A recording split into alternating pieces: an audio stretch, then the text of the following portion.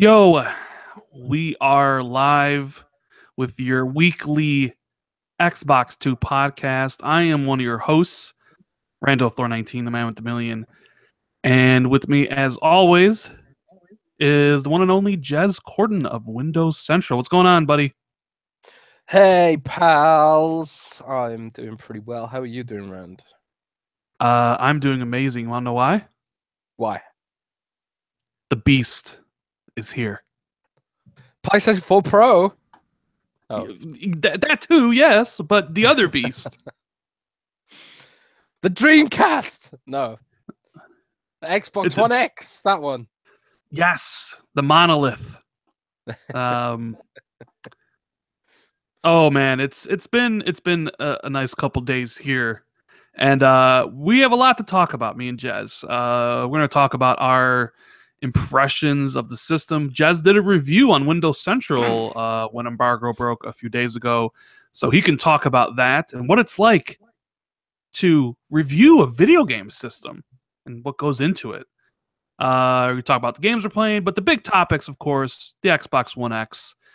Microsoft gonna be building new studios or buying new studios. That's pretty huge news. We'll discuss it. Halo and Gears gonna show up on the PlayStation 4. Say it's not. Say it ain't so. What? We talk about that as well. There's a whole bunch of topics, big to small, and we're gonna talk about everything right now. But first, Jez, what have you been up to, man? What has your week been like this past week? Man, it has been.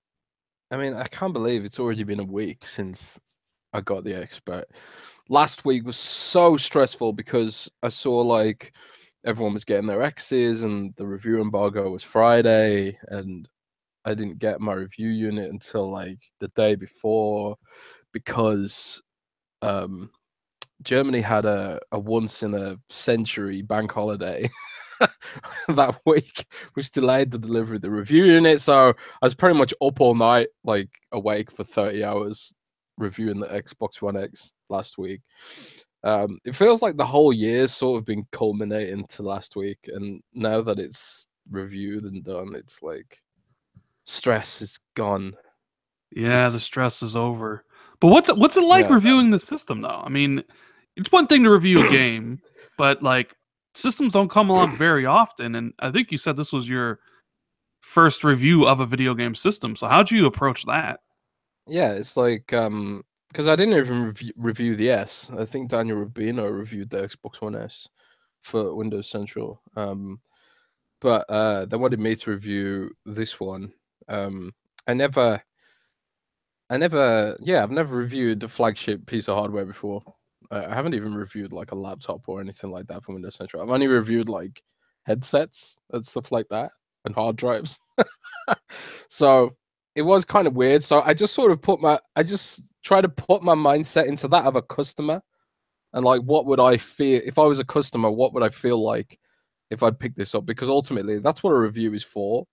I mean, a lot of reviewers, they write reviews to sort of show off how smart they are and pat themselves on the back. But I think a review is more about informing the reader whether or not it's worth the money and whether or not their investment is going to, pan out over a long period of time and stuff like that. So I didn't just look at the hardware, looked at the ecosystem, looked at what Microsoft is doing and that sort of thing, and trying to like explain away, is this worth $500? Is this a safe bet for the future? That sort of thing.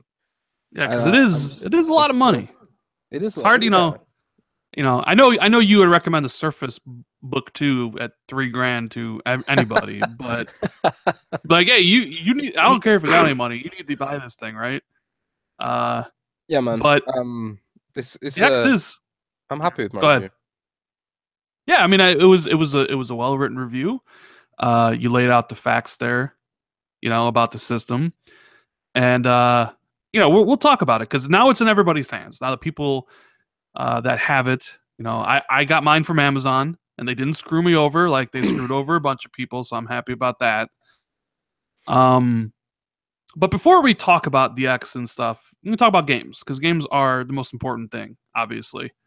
I haven't been able to play it yet because it's still downloading. Because my internet is, I don't really have the best internet. But you played Star Wars Battlefront 2. Yes.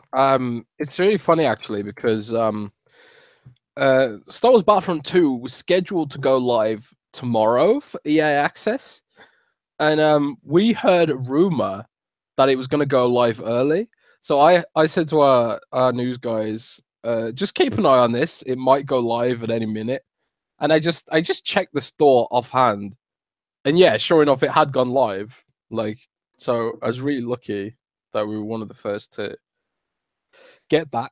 And first thing I did, I wanted to find out if it was Xbox One X enhanced, obviously, because it's got this marketing deal with PlayStation, and because of that, because of the marketing deals, sometimes Microsoft isn't able to be as forthcoming about what games are going to be enhanced. So I just wanted to confirm that it was enhanced.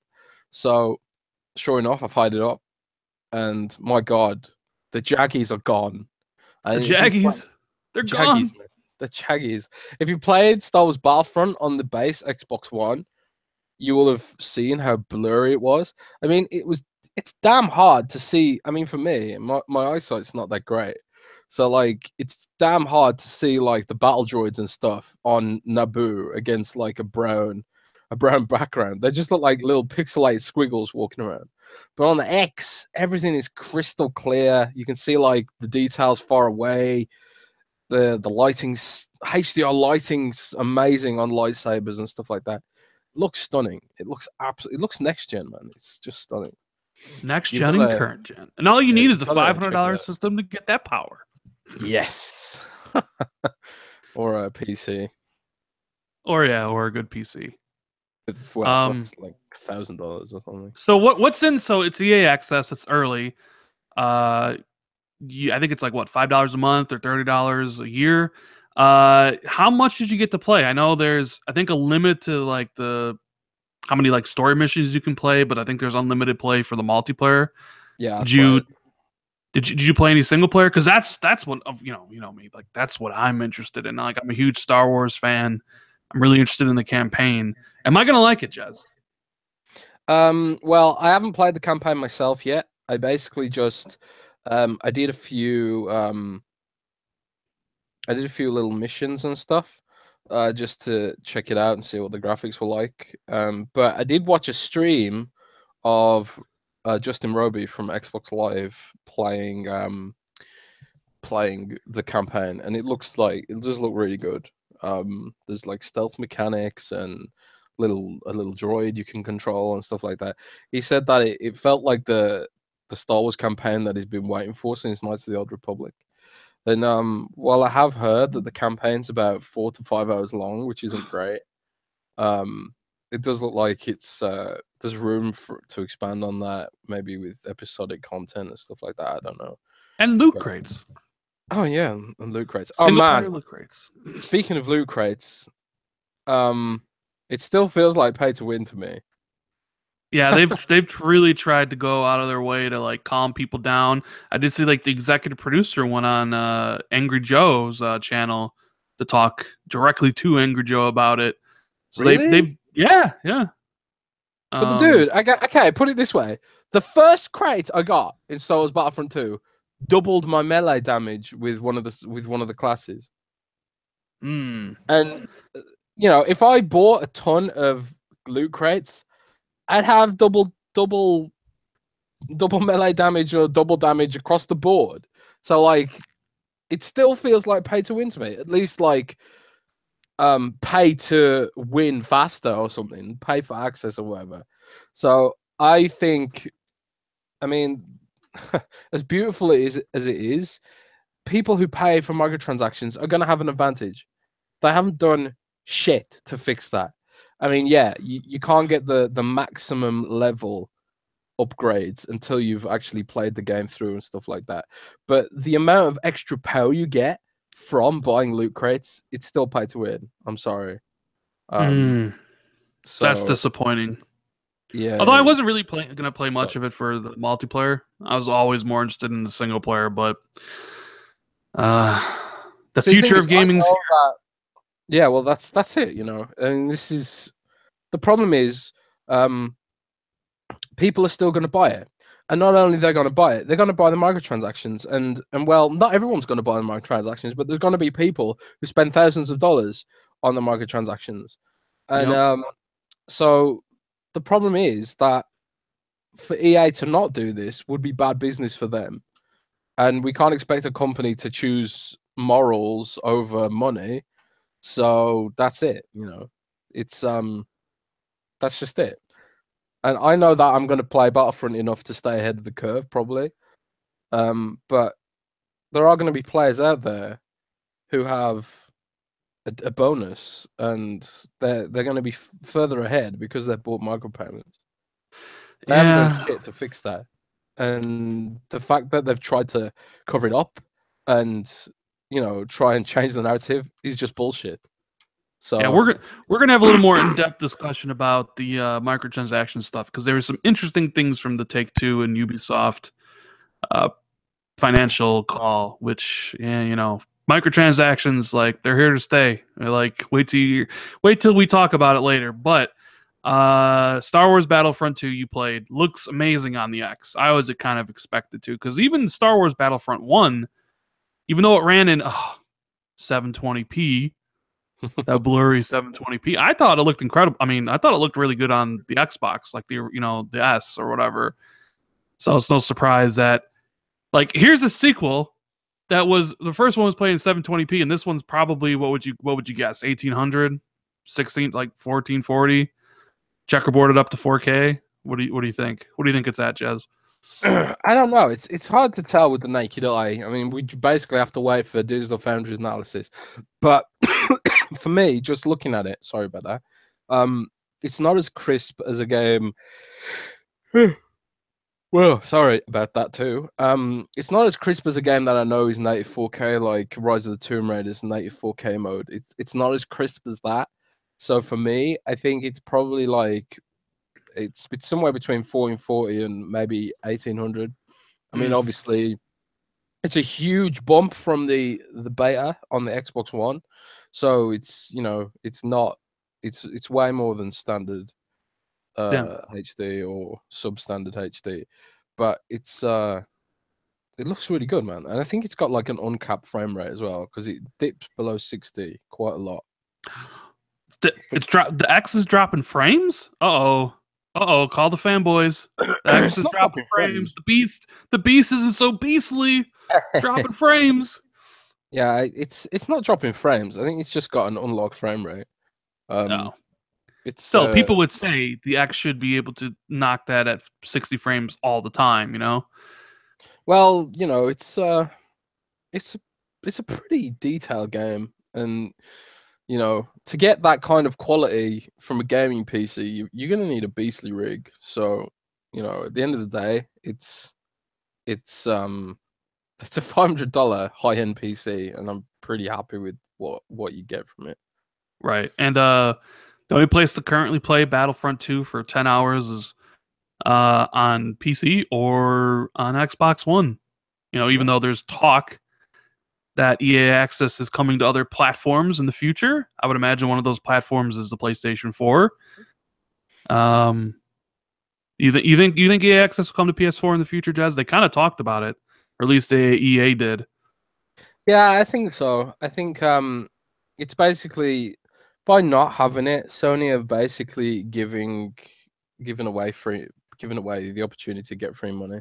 Because obviously for every EA access license sold, Microsoft probably gets a cut of that. Because at the end of the day they're using Microsoft servers and stuff like that. So um I imagine that Sony would get on that train eventually. Yeah, well, they But got a new guy running it, so he's the network dude. So yeah, I mean you think, we're heading towards a subscription based future. yes, we are subscription based future. But any of the other games you want to talk about, or do you just want to talk about the games we played while we're talk about the X? Yeah, we can talk about the games we played while the X, because I haven't really been playing any games in any sort of detail, Me except for too. maybe Call of Duty World War Two. I played that quite a bit, and I've formulated an opinion on it now. I See, don't know I've if you been want to talk about so we're that. I got the X yesterday. got Project Scorpio edition. So easy to hook up, right? Like I just took all all the plugs out of the S, right? My hard drives, all that stuff, put it off to the side, snapped in the little plate because I actually run the X horizontal. Ripped off that sticker because it doesn't belong on this piece of art. It does not belong. It's like an affront to humanity that I've got sticker's there. double stickers. I I got saw double that. stickers on my. So X. hopefully Roby's listening in chat. No stickers, Roby. It's gone. How could you deface such a piece of art with a sticker like that? So plugged in the hard drives. I had backed up my settings. I had pre-downloaded all the 4K updates, and it was like turned it on. It was like, all right, here, log into my account, and it was like we download an update for the system, and we're good to go. 15 minutes, we're good to go, and like everything was right there. Like all my settings from the previous Xbox were, on this one because I backed them up, and I was like immediately impressed just by how easy it was to transfer everything to the new system. So I'm like, all right, got everything hooked up. Let's check out something. So loaded up Gears 4. And my God, Gears 4, whoo boy. Like that game. So I loaded up the same segment. Like I think it was in chapter 4 where like the wind flares and electricity is like coming down from the sky and you gotta avoid it, right? And I ran it in visual mode with 4K, and I was like, oh, I'm like, this looks incredible. And then I went back to the dashboard, or not the dashboard, but the main menu, loaded it up in performance mode, and then I got them 60 frames, and I was like, hallelujah, 60 frames in my Gears campaign. And I was actually more blown away by performance mode on Gears 4 than I was in visual. Like if I were to play Gears, it'd be performance. Like I was just like, See, I don't get that. I don't get that. I don't get people who would prefer to have a blurry image. But it's not blurry. It is blurry. No, it's not. 1080p60 is blurry compared to 4K 30. I mean, even though I could see a difference of between the 4K and the 1080p, I'll take frame rate all day, every day. I don't get that. I don't get it. Because I'd rather see far away details. I'd rather see the art and the textures that the resolution they're supposed to be in. I'd rather get frame rate because frame rate impacts my gameplay. Like pretty textures and stuff are pretty, but 4K impacts your gameplay because you can see things that are further away more easily. But because there's more pixels. The point here is that options. Like for Jez wants 4K all the time. And I think 60 frames is more important in a competitive shooter. But for a campaign, I choose 4K every time. For campaign. I mean, I'm a little bit different, but I like the fact that they give you the choice here because it's not just like this is it. It's like, hey, you want the visuals that the system can put out and the game can put out? Here you go. And Jez is like, oh, yes, I can see that little tree in the distance, little pine cone. Oh my God, it's so amazing. And then like there's me, and I switch it to 60 frames, and I'm like, oh my God, the way Gears was meant to be played. 60 frames. But either way, completely blown away by Gears of War 4. Remember, I have a 4K TV. Maybe not the best model. I bought it last year. But it was in my price range at the time. And I can definitely see the improvements. And then, Jez, I loaded up what I think is probably the best first-party improved game, and that is Halo 5 Guardians. I haven't actually tried that yet. Dude, Halo 5 Guardians is almost a different game. Really? I'll download it. Because honestly, I wasn't a fan of that game. Well, I mean, right. I get why. And, because the game had dynamic resolution, right? Because they targeted 60 frames for everything, but it obviously couldn't hit it at times. Now the game's 2 years old, and the X is that powerful, where now it's always running at native 4K, 60 frames. and it That's just crazy. feels and looks like a completely different experience. Like I was sitting there, I'm like, oh my god. Like I know like people don't like the storytelling in the game or whatever, but I honestly think if like people played this version of the game, I think it would have reviewed a little bit better Mm. because this seemed like the next Halo. Like there wasn't really much of a jump from Halo 4 to Halo 5, right? At least visually. But oh my lord, man! Like I was like, this is incredible. So I'm like, I'm 2 for 2. I'm like, oh my god, this is great. Loaded up Killer Instinct. Uh, not as impressive as Halo and Gears.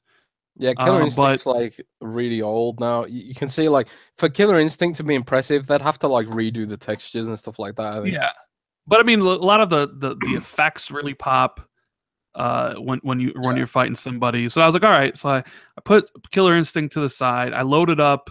What I load up? I loaded up Final Fantasy 15. Oh yeah, that makes a So huge. much better. I th Higher frame rate. the hair Like, still looks pixelated. video game hair. What are you gonna do about it, right?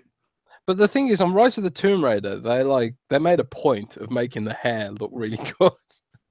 But in Final Fantasy 15, it's like so that's the thing. Like when you're comparing these and contrasting these games, you sort of notice things that you normally wouldn't notice because like at 4K, uh, textures that aren't up to scratch stand out more.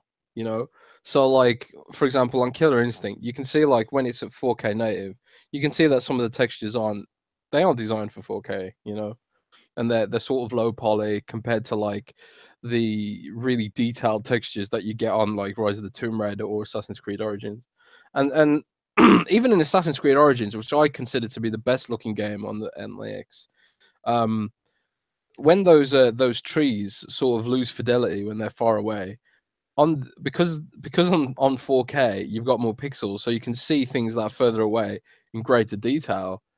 Um, they look really pixelated when they're far away. So like 4K does expose textures when they're not up to scratch sometimes. But I Yep. think like it's a really great start.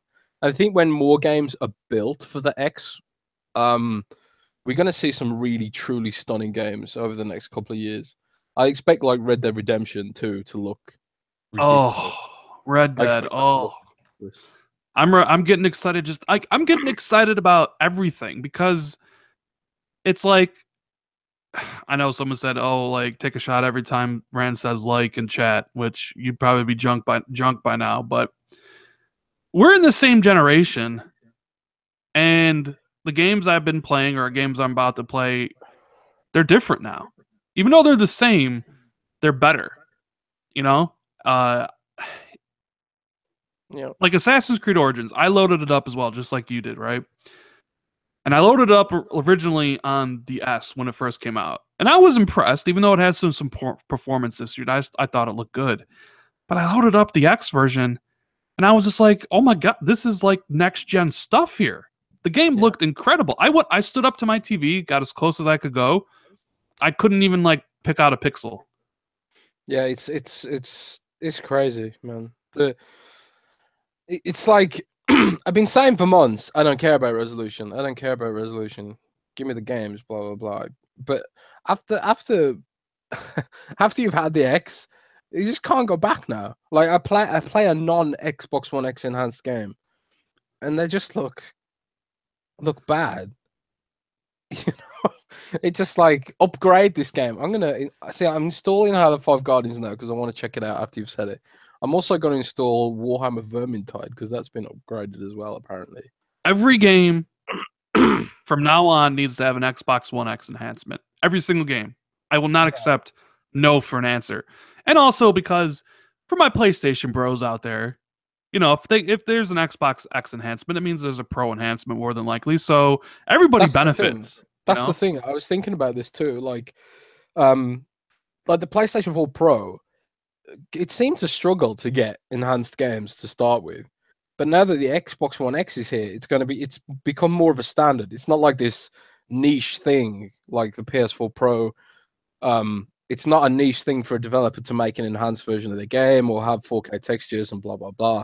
So now that the Xbox One X is here, it means there's going to be more 4K games for PS4 Pro and potentially higher quality textures for PC as well.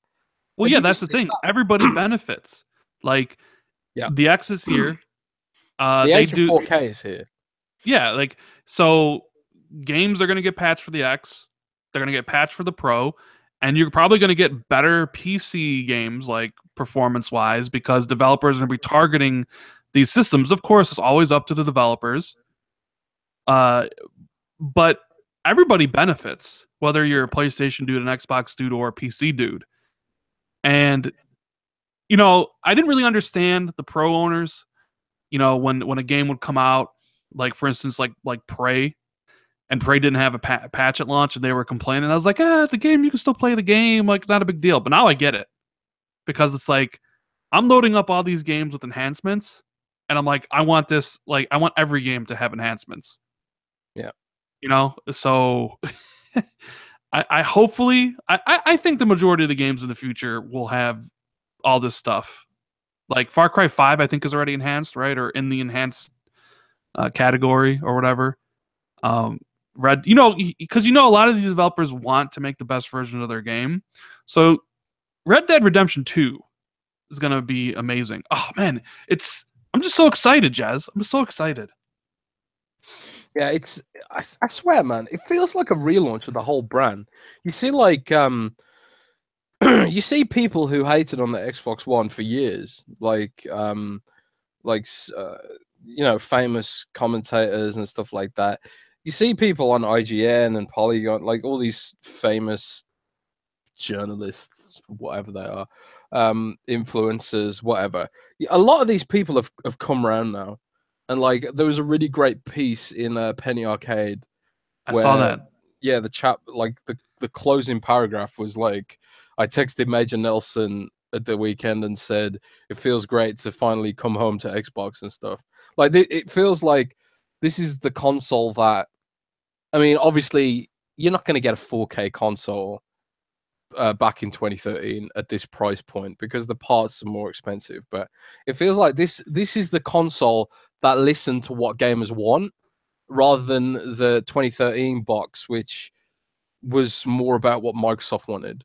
Exactly. So it feels like whether you want the X or not, it kind of shows that this is the Xbox One X is more than a console. It's a statement from Phil Spencer and his team that they are now listening to what people want And rather than Spoonman with the super chat says vindication. yes. Microsoft That's is what it feels like. vindicated. Yeah. Logan Hardy says, Rand, I just want to say you take very long, awkward pauses. No offense. None taken. None taken, man. Sometimes that happens, Sometimes I try to collect my thoughts. I tend to speak fast, and sometimes I lose track of my thoughts and stuff. But there's just so much to talk about with the X. Same gen. The games are now enhanced. I want all future games to be enhanced. But there is an area that needs to be addressed, because it's not just about like current gen games. The Xbox One X also enhances 360 and original Xbox games. Have you tried out any of like Fallout 3 or Gears 3 or Mirror's Edge? Like Fallout 3 was the second game that I tried. I think I tried Gears 4 first, and I'd already played that at E3, so I already knew what to expect there. But I tried Fallout 3 because obviously it was quicker to install, and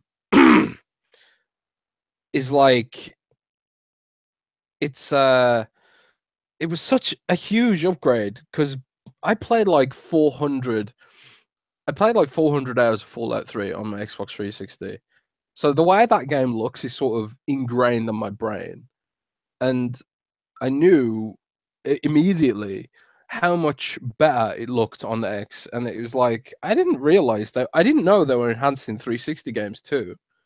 And like it looks like it's high end. It looks like it's a high end PC version now, like Fallout 3 on ultra settings, which is like, yeah, Fallout 3 is an old game, but the Xbox 360 really, really struggled to run it, you know, and the PlayStation 3 struggled even more to run it, notoriously so, because the engine on that game is it's not the most efficient engine ever made, but it looks so crisp on the X.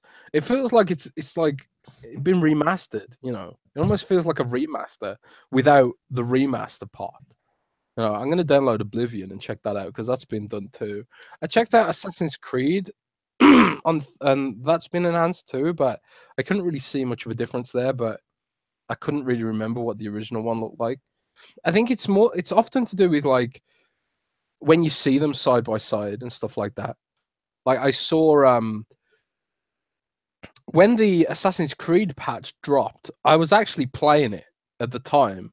So I went from like sub 1080p, you know. I went from sub 1080p Assassin's Creed Origins straight to 4K in the middle of playing it. And it's you just see the upgrade. Like people who say that can't tell the difference are probably lying, you know. I Well, want to believe that there's because there's a difference between like someone seeing a drastic improvement night and day to then someone saying, I see the difference, but it's really not that huge, you know? like I can understand if you don't care about that stuff, but for me, it's like I don't know if it's because my eyesight isn't that good. Like I have to wear glasses a lot of the time. I don't have to wear them for seeing things up close, but my TV just sort of falls into that range where I do start losing visual quality without my glasses. Um, so 4K for me, 4K really enhances the experience because there's just more pixels. You can see more details more easily. Um, so you know, I Enco just wants to know my thoughts on Barbie in 4K. I thought you'd be the first one to ask that, Jez. nah. I I I I've parked that joke, man. I've stopped doing it now. Dude, I bet you Barbie looks incredible in 4K HDR, man. Oh man, I'm gonna get you to play that game. I will if it gets a 4K patch. I was asking the Soda Drinker Pro dev if he's gonna get a 4K patch, and he was like, "Watch this space." Yeah, I figured. Make a 4K Soda Drinker Pro. So I also tried out Tomb Raider, Oh yeah. and I haven't tried all the modes yet because I was kind of just doing a smorgasbord of things, and game still looks incredible. It looks better. Because you know me, Jez. I don't really like to replay games, but I honestly feel like I want to replay Gears and some of these other games. Just it's. I mean, I know they're the same, and like nothing's really going to change for Gears. Like the story's the story, the gameplay's the gameplay. But I kind of want to see some of the set piece moments again. You know, like that game looked incredibly good. And of course, Yeah, there's some games. it's almost like seeing the games in a new light. And I'm kind of lucky because I never completed Rise of the Tomb Raider. So that's given me an extra reason to go through it. I've never completed Dishonored 2, which is also Xbox One X enhanced. So that's a reason for me to go back and to play that. And that sort of stuff. So I've got quite a lot to play. Witcher 3, Jazz. Yes, I am. Witcher. So that's one game that I will replay in 4K. Now you're playing it now, or you were, and people were saying it's enhanced now, but it's not like officially enhanced, right? At least not yet. Yeah, I think like The Witcher 3 looks better on the X just because it used dynamics resolution scaling, and on the X it's able to hit its target resolution more easily than it can on the Xbox One. So it definitely looks better, and also it doesn't get the frame rate drops that you used to get on the especially in places like Novigrad and Oxenfurt where there's loads of NPCs, and sometimes you get like these big frame rate drops and stuff like that. I've seen people saying it's like 60 frames per second. I haven't. I don't think so. It's but it definitely looks better. Just because that resolution stuff, and I think the draw distances are better too, just because they were capped to the hardware rather than capped in the code. So, but it hasn't been Xbox. It hasn't even been Xbox One X enhanced yet. So it'll be really interesting to see what that looks like. That's one game that I'm going to replay for definite. So, Porio Bergari, sorry if I screwed up your username. He wants to know how much better games look on the X compared to the Pro, and he asked because I have both of them. But the thing is I've only played the exclusives on the Pro, which obviously is Sony exclusives you can't play on the Xbox. I haven't played any really multi-platform games on there, so it's hard to say. Uncharted 4 looks incredible on the Pro. It looks just as good as Gears of War 4 does, in my opinion, if not better. You know, so it's kind of hard for me to make that comparison because I don't see them. Like I haven't played a multi-platform game on the Pro, but PlayStation has its strengths and Xbox has its strengths. So uh, it's just it's just a good time, man, to be a gamer, in my opinion. Yeah, it's a good time. Like whether you want to play on PlayStation, play everything there, that's great. You want to play on PC, more power to you. But I've always kind of been an Xbox dude. And now I have a console that is worthy of talking about and bragging about it, right? Like this is I don't want to say brag because brag is kind of like a dirty word, but like feel good about, because honestly, I am the critical Xbox fan. There wasn't much to feel good about the original Xbox One, in my opinion. And I've said that before. So Great. It's like the only thing you can really brag about with Xbox One was like, I've got faster download speeds, something like that. It's like Xbox Live is quote unquote supposed to be more stable, but how do you measure that? It's not easy to measure. yeah, This is, I think that's one of the reasons why a lot of the influencer crowd people are coming around, because it's a console that they can feel good about and they can be passionate about without forcing themselves to be, you know. Like I say, I'm an Xbox dude. I've always been an Xbox dude as well. Since the first Xbox came out. So I'm just sort of a guy who'll always stick with Xbox. I'm kind of locked in anyway because I'm fully digital as well, and Microsoft just has me locked into their ecosystem now. It's like the kind of person who they have to get an iPhone because they're locked into iTunes and stuff like that. But I don't really care about the comparisons at the end of the day. I mean, 1440p checkerboarding and 1800p, blah blah blah. None of it really matters so much, as long as you're playing where you want to play and you have fun and all that sort of stuff. I mean, at the end of the day, resolution doesn't matter anywhere near as much as playing where your friends play. I But kind of agree with yeah, that. Hey, so shout out to the 350 people watching, but only 80 likes. Oh man, the people don't like us, Jazz. Hit that like button or hit that dislike button. It's free. Show your support for the show because me and Jazz, we love doing this for you guys. So make sure you show that you enjoy the show by hitting that like button. It's about the easiest thing you can do, right, Jazz? yeah, that's exactly the thing that you said. Exactly. But I'm giddy. I can't wait to like play just through all the enhanced. I think I have like 35 or 36 enhanced games. Can't wait to dive into them all. Get the use out of this system. It feels like a new era. Honestly, It does. it feels like a new era for Xbox with this system. It's like they called it the "We Heard You" system, and I think they gave fans what they wanted. Now we're kind of going to transition to the exclusive talk because Phil made some comments that people really wanted to hear, and that is his quotes of Bloomberg, where they want to grow.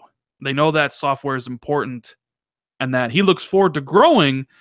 And the investment hasn't always been the same in the Xbox first party, but now they want to grow, so they're either going to open more new studios or buy existing studios to help out with the exclusive game stuff. What are your take on all this, Jez? What do you think is? Well, I think it's absolutely critical that they do this, and it's not just for the Xbox, but for the future. For future, if we are genuinely moving towards a service-based future, um, which I'm pretty sure we are, uh, they need content to get people locked into that ecosystem. The only way you'll get people locked into that ecosystem is exclusive content. And now, if we are moving to a future where PlayStation Now is the norm, then the hardware doesn't matter, because you can have the most powerful PCs streaming your games via the cloud. And maybe the internet speeds aren't there yet globally, but they will be. Eventually. Maybe not 5 years from now, maybe not even 10 years from now. But this is the future they have to look towards. The only way they can lock people into their particular ecosystem, if internet speeds are ubiquitous, is through exclusive content. And this extends to Windows across the board, like the Microsoft Store. Get more exclusive content in there to get people into your ecosystem. Windows Mixed Reality, get good exclusive content onto there to get people to buy the headsets and all that sort of stuff. So I do think it's absolutely critical that they do this, and it's good that Phil Spencer is sort of in a position now where he can chase that mentality without being bottlenecked by Terry Myerson, who he used to answer to. He no longer answers Terry Myerson, now answers directly to Satya Nadella. And did you notice Phil's quote in there when he talked about what it meant for Xbox to be out from underneath there? Because before, it was always Xbox had to do things to make Windows more successful. Whereas now, since Xbox has moved out from Terry Myerson, it's more to make Xbox more successful. Well, obviously to make Microsoft as the company more successful. But Xbox's primary mission was to make Windows more successful when it was under Terry Myerson. But that's no longer the case. That is true. So you put out an interesting tweet the other day, which got a lot of hits. It was like, you're Phil Spencer and you can buy one studio. What studio would it be? I saw a lot of people reply to that. Guys in chat, if Phil could buy one studio, what studio would it be? Make sure you type that. I want to see what people think. For me, I replied to you. If you have carte blanche and you can get one studio, even if you could steal a studio from Sony or Nintendo, right? The studio I would buy, without a shadow of a doubt, is Rockstar. There's like no other studio comes even close. Naughty Dog would be a close second, but Rockstar sells multitudes of games upon millions upon millions upon millions upon millions. Like, they're a studio whose games transcend video games. They get mass market penetration. So. The thing is, I should have added a caveat to that question, because some of those stuff aren't vaguely realistic. Like well, of course. Like, Rockstar would never happen. Like, even if they had a blank check, it'd never happen, because 2K own them, and 2K obviously want to keep their business going, and Rockstar is a major asset for them. I should have added the caveat, like, what independent studios or like realistic studios. Like, for example, I could see Microsoft buying Konami's game business from them, for example, like their IP and stuff like that, because Konami don't seem to care about making good games anymore. I could see them picking up a struggling publisher like Capcom or Sega too, and that sort of thing for their IP, and that's sort of that's sort of another thing they could do. So it's interesting, like, they say that. It was, when Phil said that, it was almost like an advertisement, like, if you are looking to sell, get in touch, So what kind of studios would you like, realistically?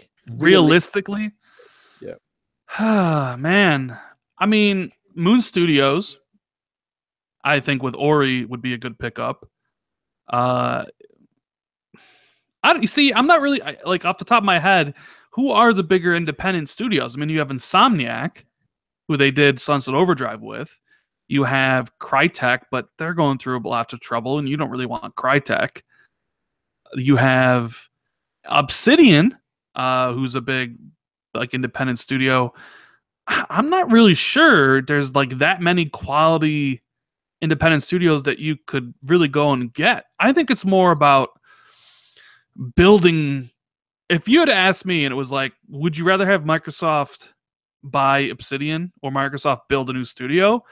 I'd rather have Microsoft build a new studio because I think that shows more commitment to first party than just buying somebody. Because Microsoft's bought studios in the past and closed them down. You know, Mm. if you're building a new studio, like you have plans for that studio 1 year out, 5 year out, 10 year out. But You know, the thing is, right? I've talked to Aaron Greenberg about this in a previous interview, and he was just like saying, making new studios is hard because the the amount of AAA talent out there is already, you know, taken up a lot of the time by the publishers and stuff. Like the people who are really, really experienced in, you know, AAA game construction and the crunch time and all that sort of stuff. There's not. It's a pretty exclusive club. You know, it's not like there's a huge amount of super pro game devs out there who can just manufacture a Witcher 3 level game out of nothing. You know, it's not like setting up a new studio is easy to do. It's far easier to buy an established studio that's got established relationships, established culture, you know, and that sort of thing. It's far easier to do that, and I think that's what Microsoft will be looking to do, is to buy up some of those really talented developers that have a really good business culture, but maybe just need a bit of investment to push to that next level.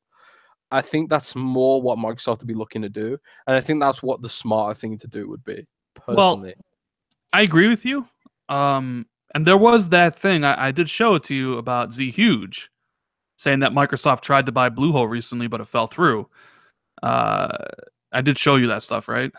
Yeah, I saw that. I don't know how true that is. I mean, it's he said none of it went public, so nobody's really going to comment on it. But they tried to buy the studio. But then again, he says everybody's trying to buy that studio now because PUBG just announced they sold 20 million copies. So everybody and their mother wants PUBG. And I kind of thought Microsoft would try to buy them, but it sounds like one of those things where they probably, since they're so hot, they probably want a lot.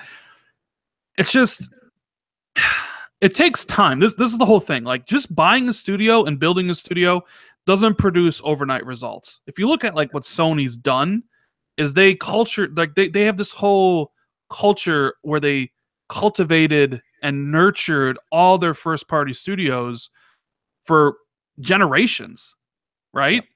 And now, yeah, people give crap. Oh, like there was no big first party game for Sony this year or whatever. But like the next couple years for Sony, it looks like first party's bearing fruit, and that's what people want to see on Xbox side. They want to see, yeah, the next Halo, the next Forza, but then they want to see something new from where like Ghost of Tsushima. You know what I'm saying? Like something new from Turn 10 that's not necessarily Forza. Like a different type of game that shows the same level of commitment to first party that Sony shows. And it's going to take a while, especially if you build a new studio from the ground up or if you buy a new studio, because then you're going to have to start a new project and it's going to take a little bit of time. Yeah. I don't know, Phil. I mean, Phil says he's down to do it. He looks forward to doing it. But this isn't really the first time we've heard this, though, right? Yeah, I mean, Phil's talked about this stuff before, but the difference is now Phil's on the executive board.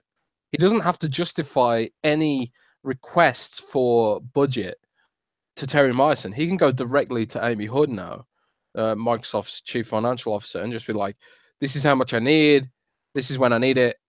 Well, obviously, it's not that simple. You know, I'm simplifying it for brevity, but it's like, you know, it's easier. He doesn't have to justify himself to Terry Myerson anymore, who isn't a gamer. Terry Myerson is not a gamer, and I think he hates consumers.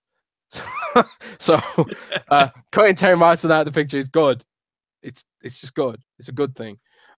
So I think Phil and the team that he's built up around himself, the team of gamers. Mikey Barra is a gamer. You Yes, he know, is. that all his whole team are gamers. They understand gamers and gaming. You know, they understand the culture and they understand what core gamers want. They understand what those influencers, the people watching this podcast, the hardcore gamers, us two, they understand what those people want and what kind of games can help build perception of the brand, but also um, build build perception of not build perception, sorry, but also be good business. Uh, so like those service-driven games, stuff like Sea of Thieves and stuff like that. And Phil's always said that you need a good variety of games to to really have a good platform. And I think like we are starting to see diminishing returns with these service-driven games now, because for a while everyone was freaking out like, oh, all games are going to be games as a service now. But I think from what we've seen is that only so many games as a service games can actually exist, because they start cannibalizing each other eventually. Like we recently I saw Gigantic's pretty much dead now, Yeah, I and did. Motiga has been shuttered, and you've seen what's happened to Lawbreakers. You know, Lawbreakers, Lawbreakers is dead because it's too much like Overwatch. You know, it's like even if it's not like Overwatch, people think it's like Overwatch, and it's like, why would I play an Overwatch clone when I can just play Overwatch? You know, Battleborn suffered the same fate, and you know, like even Heroes of the Storm, which is made by Blizzard, that's nowhere near as big as League of Legends or Dota 2. And it's like, because it's a similar service driven game, MOBA, and people prefer League of Legends and Dota 2 for whatever reason. So like there's only so many archetypes of service driven games that can actually exist at any one time, you know. So I think we'll see diminishing returns there. And I think what Sony does, which is genius, Sony doesn't bother trying to compete with these service driven games, you know. They don't try to compete with these service driven games. They offer what the core gamer wants, which is these single player open world experiences. And I see this image macro go around on Twitter, which is like it's like taking the mick out of Sony. It's like here's the Sony exclusive template, and it's just like a gray and brown dude in an open world, gray and brown person in an Oh open yeah, like world. over the shoulder shot of like Kratos in a Yeah, forest. yeah, yeah. In a Yeah, I've forest, seen the in a same thing. forest. It's Last of Us dumb. in a forest. It's Yeah, it's dumb. it's dumb, but it's also genius, because Sony is sort of, they're giving people what they want. They're giving core gamers what they want, and it helps market their brand. It's sort of like, rather than try and make their own Overwatch, or rather than try and make their own Heroes of the Storm, they're thinking like, well, if EA and all those guys aren't sort of focusing on these, uh, you know, these sort of third person action games, if they're not if that's not their focus anymore, we'll fulfill that desire for our audience and our core audience, and we'll let all those guys chase the you know, the big How service I games, which are 100% agree with you. I think However, they're yeah. however, their new CEO or whatever was talking about they're going to be exploring microtransactions heavily Yeah, well, because there's that as well. because they went on to say in their financial statements that hardware sales are still important, but monthly active users is starting to become more important. Yeah, Something that's that what Phil's been Microsoft saying for realized a years. long time ago.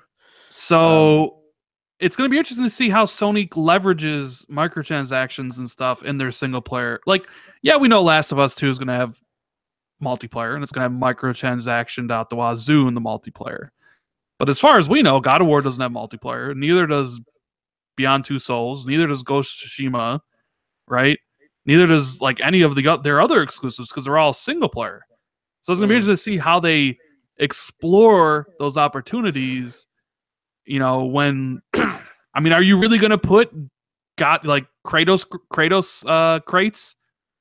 Shout out to J Dubs in chat. You're really gonna put Kratos, Kratos crates, Kratos, Kratos. Kratos crates in God of War, so you can get like I don't know more crafting materials or something, or because like at that point you start raising the eye. I mean, look what happened with Shadow of War. How dare you put crates in single player games? And yet Shadow of War seems like it sold incredibly well, and like I Assassin's don't know. Creed Origins does exactly the same thing, but no one complained about that. But the thing is, Ubisoft's been doing that for years. I don't know, but I think people with Shadow of War, people were worried about the fact that they were going to try and make it grindy to try and incentivize you buying extra orcs to make it go quicker. And to be honest, I really do get a sense that that might have influenced their gameplay. Like I haven't completed Shadow of War. I got like near the end, and I was just like, you know what? I'm bored of this. I'm just bored of this, man. And it's because it was like you can't do this mission until you've got 2 more orc captains, and I was like, oh god, I don't want to go and get more orc captains. And it was like. Then I realized that it was like, wow, are they actually incentivizing me here to buy loot crates just so I don't have to do this busy work anymore? I've gotten hundreds of bloody captains. I don't want to get more, you know. But the thing is, in Assassin's Creed Origins, I think the implementation is a lot better because it does genuinely feel like the microtransactions are totally optional. It's not like you need you don't need faster XP in Assassin's Creed Origins because there's loads of quests to do. You don't Yep. need you don't need any of that stuff. And a lot of the microtransactions in Assassin's Creed are purely cosmetic. There's not a lot of cosmetic DLC in Shadow of War. But it's like, yeah, I might buy a skin, you know, sometimes. I bought skins for Overwatch, you know, because I like dressing up my virtual You dolls, you know. do. You playing with your waifus and husbandos, you Yeah, know? man. I wanted I love them skins, man. Skins are awesome. I would not mind if every game had a skin store.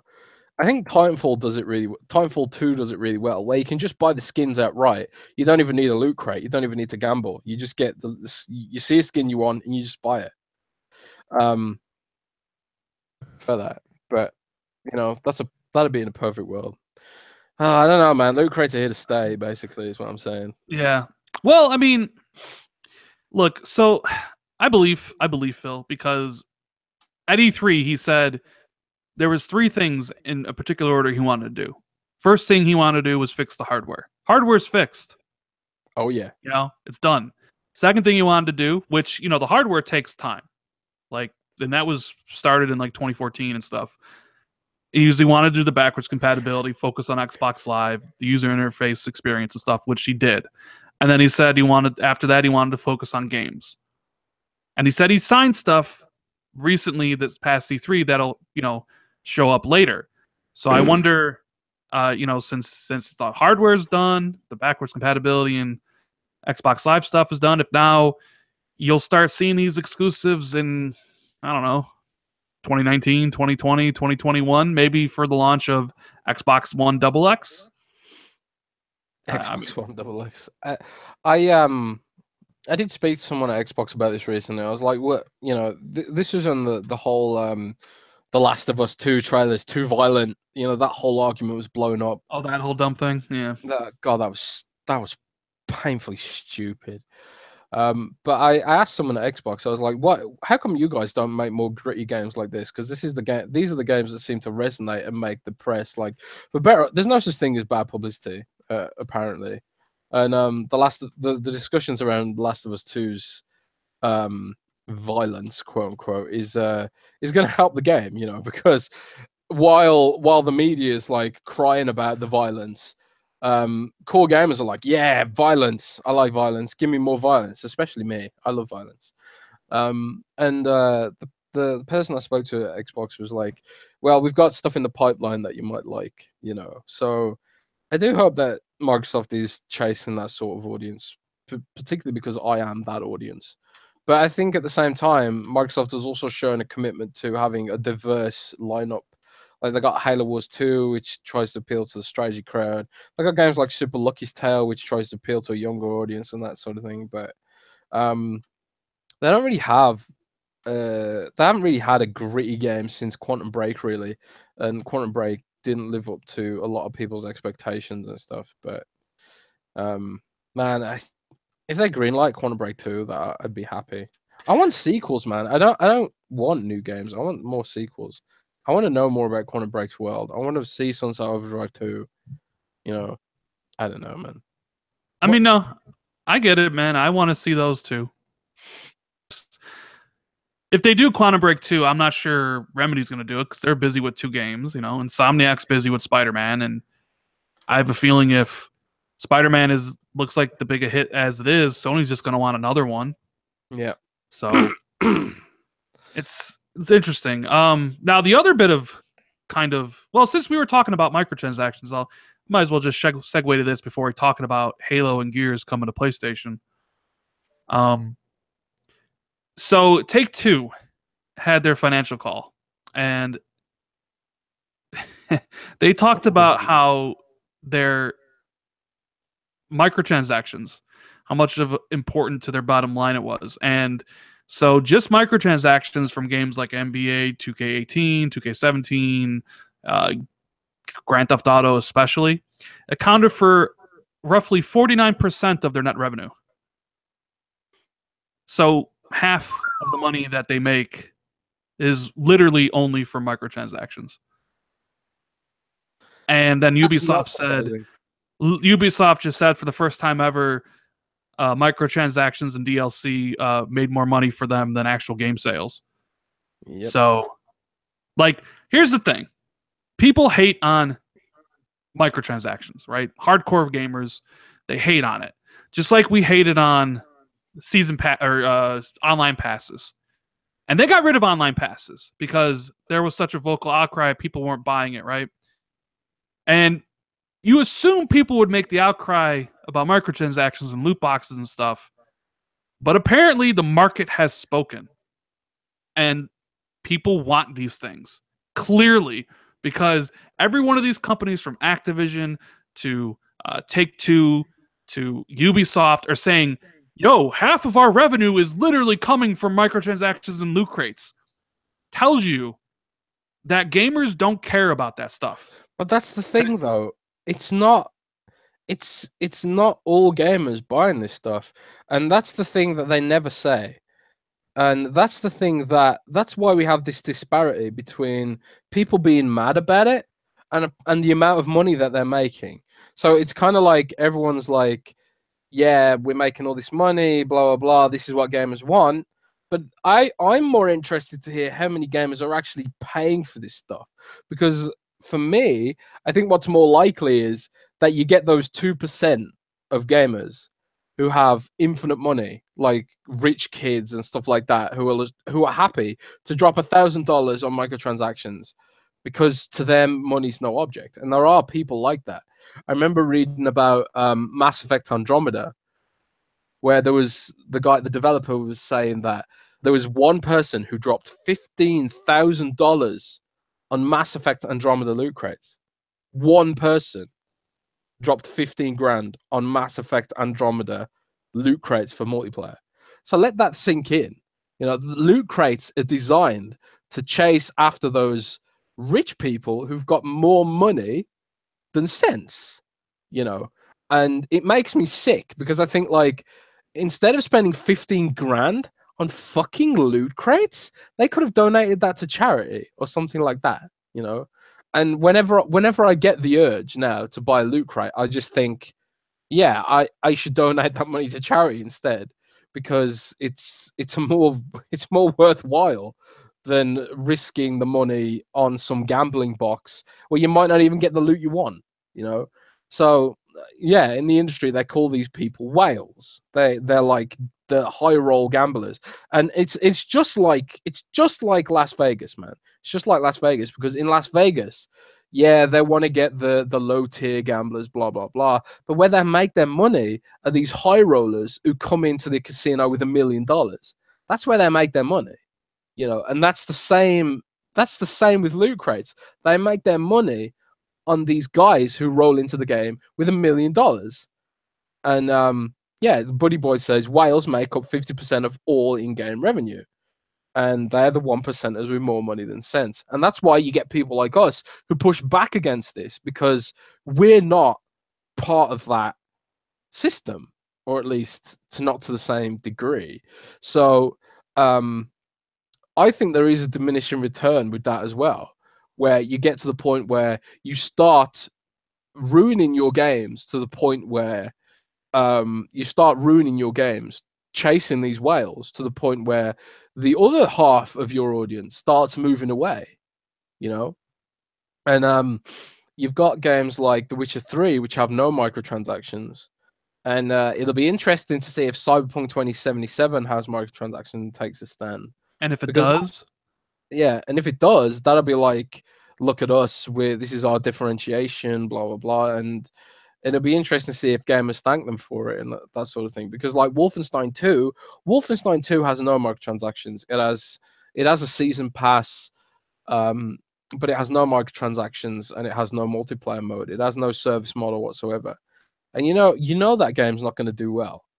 You know it's not going to do well compared to Destiny and Battlefront 2 and Call of Duty with its stupid social loot crates, which is another evolution. You know that social loot crate thing? That's going to be the next thing. Every game is going to have a Destiny like lobby or tower where you can watch other people opening loot crates. Every game's going to have that in a couple of years, I guarantee. So because if you see someone else opening a fucking loot crate, it's going to try and make you want to open the loot crate too, and you'll be jealous of their look and stuff like that. I bet you the odds of getting something good are higher when someone's watching you to try and get someone else to buy one. well, they did have those patents for the microtransaction matchmaking stuff, so it's scummy, man. It's scummy. So like, you've just got to think, like, rather than buy a loot crate, give the money to charity, because it's a better use of your money. But they're not chasing us. They're chasing these rich assholes who've got like infinite cash. And this is coming from someone who's had an addiction to loot crates, and he's telling you, be better than he is. Yeah, be better than I am. You know, I'm a hypocrite because I have bought the. See, that's the thing. You know, I feel like when I play Overwatch, it's like, and I play Overwatch and I buy the loot crates because I want to get the cute outfits for the waifus and husbandos, and you know, and in my mind, I'm thinking, okay, I'm paying to help support this game, and Overwatch gets a lot of free content. You know, it gets free heroes, free maps, free game modes. The loot crates are purely cosmetic. They don't affect the gameplay. So I don't feel bad about supporting Overwatch because I enjoy the game and I want it to get more content. But you get these games like Call of Duty and Battlefront 2, where it's like you can get better weapons from the loot crates, you know. That's when it starts getting towards that sort of, this is a mobile game now. And like I was playing Age of Empires Castle Siege the other day, which is a free-to-play game on mobile devices on Android, iOS, and Windows 10. And in Age of Empires Castle Siege, it's like a typical mobile game where it's like you can either wait 40 minutes to build your army, or you can pay a microtransaction and spend some premium currency to build your army faster, you know. And I'm scared that kind of mechanic is going to creep into premium games and stuff like that. It's really annoying, man. But it's like, what can you do about it? Because it's not us driving that. It's not us driving that model. It's these whales that are driving that model. It's here to stay because the developers they listen to the wallet, and the wallet says this is good for business, unless sales of the games drop significantly where nobody has it. I don't know, because look at what Call of Duty they just announced today, right? $500 million over the weekend, double the sales of Infinite Warfare. Their most ever like connected users on current gen. Sounds like Call of Duty's back, right? Yeah, man, it's back in a big way. They literally gave people what they wanted. So like everyone was really pissed about the sci-fi stuff, and they're bored of the jetpacks and all that crap. And then Battlefield 1 rolled around, and it was like the most liked trailer ever or something because people were protesting Infinite Warfare. So they're like, okay, we'll give you World War II now. and then well, obviously they didn't just whip that together in a year, but they must have felt the way the wind was changing and stuff, and that people were getting sick of the sci-fi stuff because they've been doing that since Black Yeah. Ops 2 or 3. It goes to show you what happens when you give people what they want. Like you've heard for years now, like just take us back, boots on the Yeah. ground, and it's like okay, and here you go, and I mean, we all know Call of Duty is the best-selling game of the year. It's just like now all of a sudden, like it's double the sales of the last one, even though the last one was down a lot. But now this one's got microtransactions. It's got social viewing microtransactions where you watch loot crates fall from the sky. Oh man, where's video games going to be like in 10 years? Oh, I don't know. But I don't know, man. Call of Duty's back in a big way. But Halo, Jez. Halo and Gears. Halo and Gears. Halo and Gears on PlayStation. That's not going to happen. Because apparently that's what some people ran with, was Phil's quote, and then they applied it to PlayStation. And well, that's the thing, right? This report came out of Bloomberg, right? And they didn't quote Phil; they paraphrased him. And then, when it's a paraphrase, you always have to think like, is this bullshit right now? And Bloomberg does that shit. They misquote people all the fucking time. So I was instantaneously skeptical, and then Phil came out and basically said, "No, it's bullshit. I was talking specifically about Minecraft." And obviously, Minecraft was on PlayStation before they did the deal. And Microsoft, it's not like Microsoft could pull Minecraft off PlayStation after it was already there. That'd be awful PR. So they're just like, yeah, we might as well leave it there and support it and blah, blah, blah, and that sort of thing. And Minecraft does well on PlayStation. I mean, at the end of the day, it's a game, it's a platform more than a game. And it's a game for little kids and stuff like that. So restricting it to one platform would hurt Minecraft more than it might hurt other games. Whereas like games like Halo and Gears and Forza are really good for promoting the Xbox brand, I think. Well, yeah, I mean, also the Minecraft. Minecraft is bigger than Xbox. Because I could see Xbox games going to Steam in the future. That's definitely happening because it's already started happening with Killer Instinct on Steam. I've seen evidence that Halo Wars 2 is coming to Steam because that game really didn't do well on the Windows Store. They're trying to appeal to hardcore gamers by restricting it to the Windows Store. It's not going to happen. So I do think that Microsoft are going to support Steam a lot more now. And who knows, man? Maybe they'll buy Steam. Yeah, I mean, I could totally see them putting games on Steam. Maybe not right away, but down the road. And I could theoretically see them putting something on Switch. I mean, they've worked with Nintendo before in the past. I think there's even like a Viva Pinata game on the 3DS, if I'm not mistaken. So, yeah, I mean, I could see something like Super Lucky's Tale going on Switch at some point, but PlayStation, no. Because I think PlayStation and Xbox are too much of direct competitors to each other.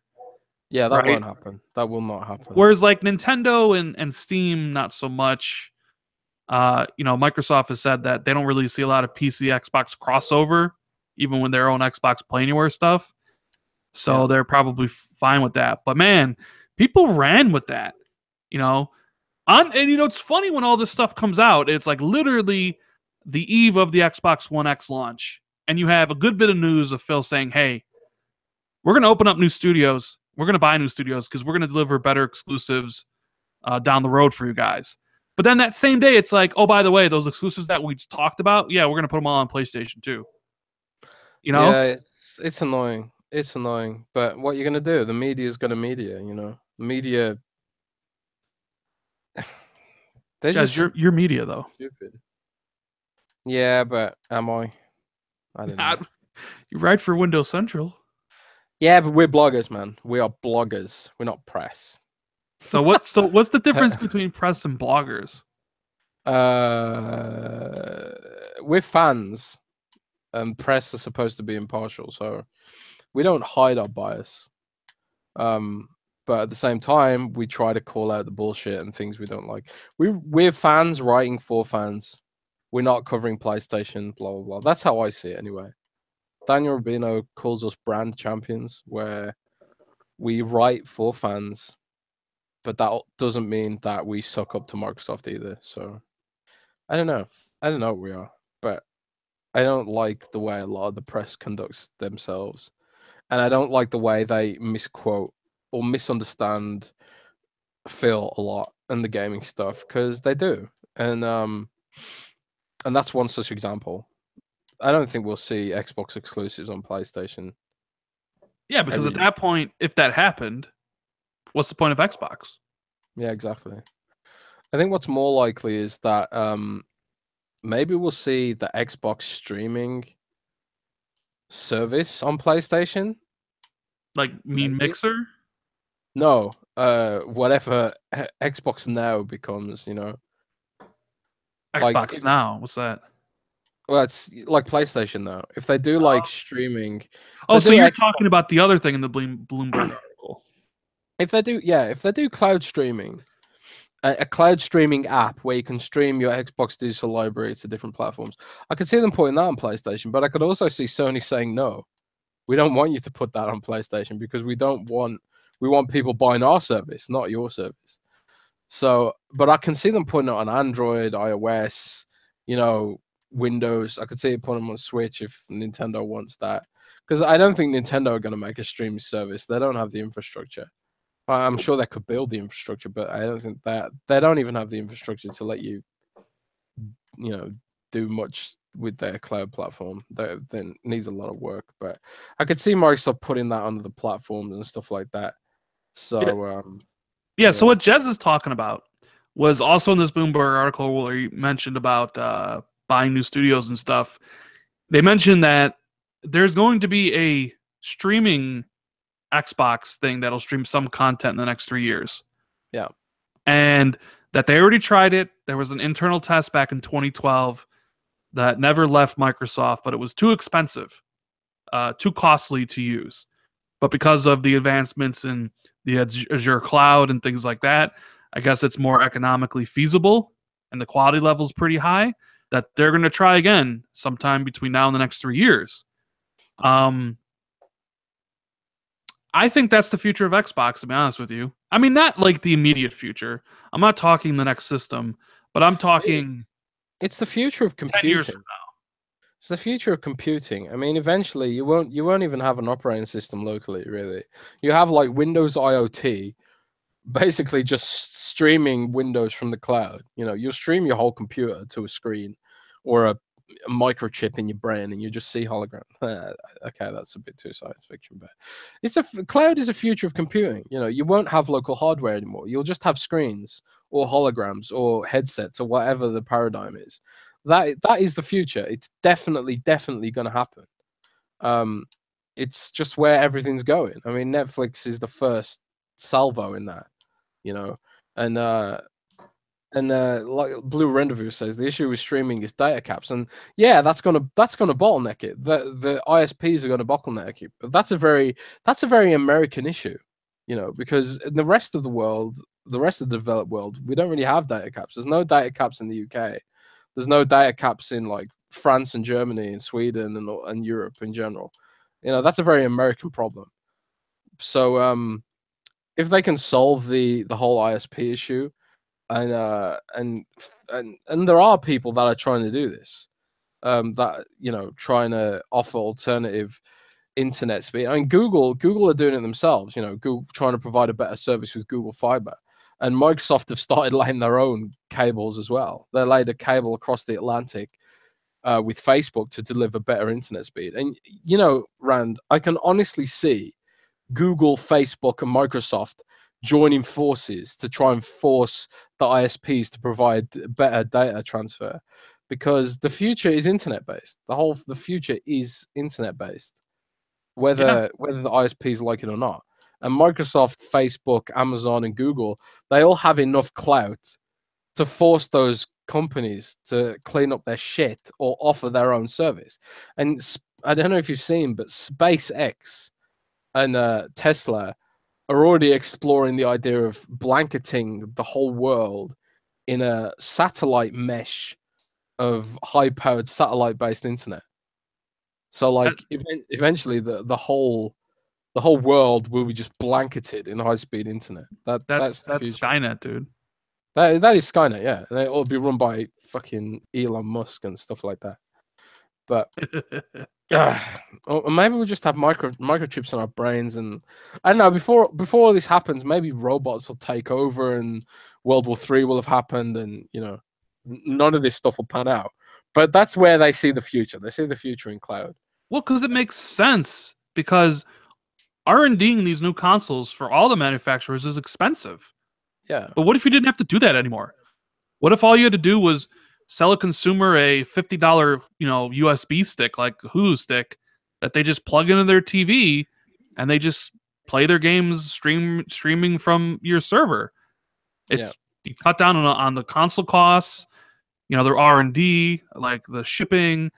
There'd be no more physical games, so it's like everything's digital at that point. That's no what they more want. game It's like it's sales. complete control, Yeah, basically. it's complete control. Yeah, I mean, it. They get complete control, and we get super lazy convenience. It's a trade off. Yeah, But it's people want the laziness because look at Netflix. If people didn't want the laziness, people wouldn't be cord cutting. People wouldn't be switching to Netflix and digital in droves and stuff. Like people wouldn't be buying digital games. People want the convenience because at the end of the day, they don't know what they're giving up by not buying physical games. And yeah, I mean, it could lock us into this horrible nightmare where we have no choices. But for now, all people want is the convenience. So yeah, I mean, we just have to go along with the flow because there's no real way to boycott this stuff because most people don't care, you know. So and this needs to be introduced slowly, right? Like it has. You can't.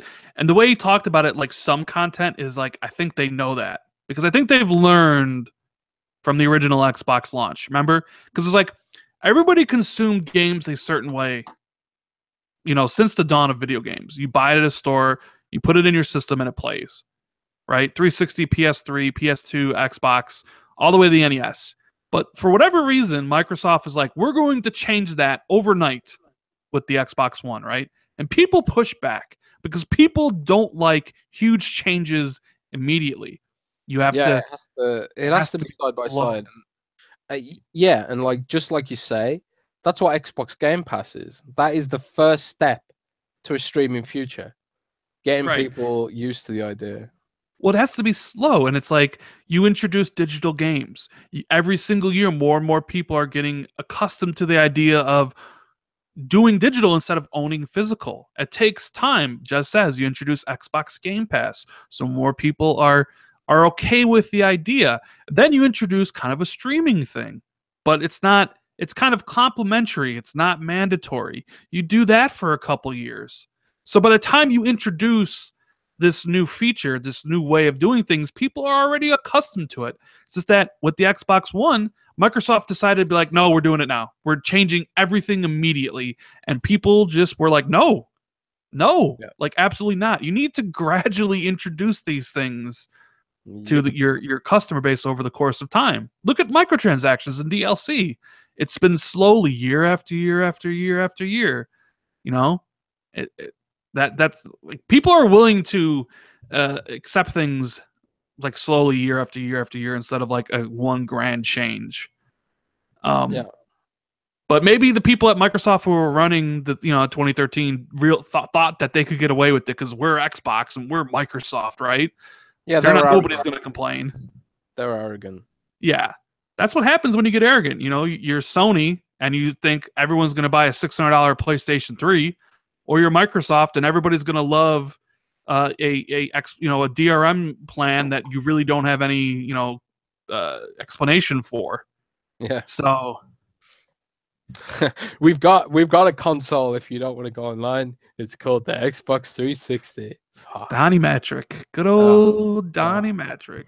What a disaster that comment was. Yeah. It's like Ah.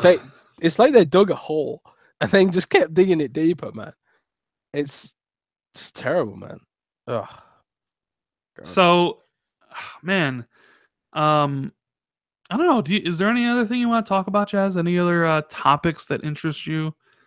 Uh, Man, I don't know. I'm exhausted. This year has been so exhausting for me. I'm just like, now that the X is shipped, I'm so ready to just relax in December and just chill over Christmas with my games, Battlefront 2, and just chilling, man. I want that Witcher 3 patch so bad.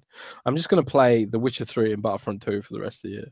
right. Oh, I do. and I do have a World of Warcraft. couple other things.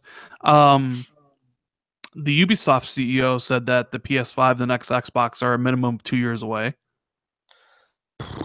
I would be amazed if we get a new Xbox in 2 years. He said That minimum of seems like, two, not a maximum of two. I mean, yeah, the PS5's coming. 2019, 2020, book it, right? yeah, for sure, It's yeah. coming. And an Xbox will be coming to compete with it. I don't So, know. I don't know if they're gonna launch.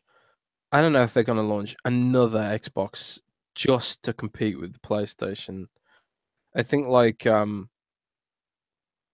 I think that'd be crazy. If they release another Xbox in 2019, 2020, that feels too early. I think 2021 maybe. And why does it feel too I early? know they're building it. I actually think I might know the code name But actually for the why do next you one. think it's too early? The original Xbox One, 2013, Xbox One S, 2016, Xbox One X, 2017. I mean, Do you think they could do like a mid-gen upgrade for the Xbox One X? well, Albert Pernello did recently say that they never said console generations are going away. I don't know if you saw that, right, with IGN. Well, yeah. See, that interests me as well because I don't understand why. I don't understand why they're talking about new generations because for me, a new generation means you cut off the old generation. But the thing is, I know for a fact they're not going to do that. Why would they build all this emulation technology? Why would they build UWP? UWP is supposed to be forward facing. The whole point of UWP is that it's future proofed. So I don't know what he means by new generation. I mean, I it don't know means the if new generation where PS5 has games that only run on PS5 but run all the PS4 games, and an Xbox One, or just call it Xbox Infinity, is an Xbox Infinity that runs all these games only on Xbox Infinity, but is also can run all the Xbox One games, all the 360 back and pack games, and all the original Xbox games. I think, and all the accessories, I think will work too. It's literally just going to be, this is the start of a new gen. It's just that backwards compatibility across devices is just going to work. It's just like yeah, but Halo there's 7 is just only going to work on Xbox Infinity, just like, yeah. Uncharted 7 is only going to work on PS5 or whatever. But the issue I've got is like, I mean, 4K is struggling to take off now. You know, I mean, what they're gonna do with the next Xbox? Go up to 8K? How big a development team's gonna have to be to Every fill all game those will be pixels? 4K 60, Jazz, 4K 60 frames. Well, does that require a new generation? You know, um, does that really require a new generation, or is that another mid-gen upgrade? Just to get to 4K 60? Because if developers are building their games as Microsoft asks them to, which is with change resilience in mind, um, any game that's patched for the X will be able to just hit 60 frames with the flip of a switch. Does that really require a new gen? A new gen to me sounds like an actual big leap. Going from 4K 30 to 4K 60 isn't that big of a leap. Excuse me? I I don't would think. disagree on that. I don't think it's a big of a leap. All that requires a new CPU, 60 maybe. frames is bay. Yeah, okay, it's Bay, but I mean, it doesn't require a new gen. It just requires like maybe more expensive CPU. Now, Yeah. Cycle Gamer and Chess says generations as we know them are over, and that's kind of been what Microsoft's saying, but it almost seems like they're shifting because Pinello was like, "We've never said console generations are over." You know? Well, the thing is, Microsoft sometimes defines things differently to the rest of us. Like for me, a new console generation means that you cut off the old. you know, and maybe there will be a console eventually that does have console exclusive games, but I don't think we're ever going to see them cut off the old library. I don't think we're ever going to have a situation where all of a sudden there'll be an Xbox where Xbox One games won't work on it. I think backwards compatibility is just a thing now, especially for Xbox. They've set a precedent, and they always talk about this. They always talk about preservation. We want to preserve games. And what's the point of building an emulator that runs 360 games and Xbox One game, OG Xbox games? What's the point of doing that if you're going to have a new gen that doesn't support that? Because it's about keeping people in your ecosystem, like the Apple way, the iPhone way. Like Microsoft is going to put out a new system, and the games coming out for that system are only run on that particular console. And then it'll still have, like, it can still run every Xbox One game or Xbox 360 game. It'll all be compatible. And I think Sony's going to do the same with PS5. Like PS4 games will be compatible. And because that's kind of the promise that they're making, like with those whole backwards compatibility stuff and digital, is like, you buy with us, we're going to make sure that these games you buy will go forward no matter what. So if you're telling me, like, okay, you said it's too early for a new Xbox, right? Or what? Or 3 years from now. But like, look what the leap they just did from the original Xbox to the X in 4 years. Technology always improves. So imagine what the next Xbox looks like in 2020, 3 years from now. How much better it'll be than the Xbox One X in just 3 years. How much improvements they could make. Maybe actually put a better CPU in there. Right? Yeah. And then if Sony's doing it, Sony wants to keep all their users in their PlayStation ecosystem. So like Microsoft doesn't want anybody going over there, so Microsoft's going to have to offer a competitive product that competes with PlayStation to keep all their users in that ecosystem. It's kind of just everything's just being strung along to keep people in the place where they already are. Yeah. I mean, that's my opinion. I mean, I don't know. I could be completely wrong. I mean, you know, but I think if PlayStation, if there's a new PlayStation in 2019, remember, this is the Ubisoft CEO. He might know some things. He says minimum 2 years away. So if the PS5 is 2019, Xbox One or Xbox Infinite is 2020. If, you know, the PS5 is 2020, maybe 2021 for the next Xbox. Yeah, I think 21 sounds like, Jesus, how old will I be in 21? 4 years from now, man. Oh, God. I'll be nearly 40. I know. Oh. And Cyberpunk still won't be out yet. Cyberpunk won't be out until 2077, man. We'll be like old and retirement age, and Cyberpunk 2077 will come out, and it'll be 16K, and it'll be a free-to-play game. It'll be a free-to-play MOBA. Free-to-play MOBA. Yeah. I don't know. Video games, Rand. Video games. I know. Did you see Sony congratulate Microsoft on the launch yesterday? No, I didn't. Yeah, PlayStation actually tweeted them, and you know, Yoshida, you know, congratulated Sony, or, you know, Phil. And then today, you know, with the 280 tweets, PlayStation was going off being like, play all these games only on PlayStation, and they listed all these games in the 28 character tweet. And then they were like, oh, catching our breath. And then they also announced that PS4 Pro exclusive bundle, which only like play these games. It's like PS4 Pro for like $450, and it comes with like Horizon Zero Dawn, Uncharted, like Lost Legacy, like basically just like the Sony exclusives, like 5 games with the system.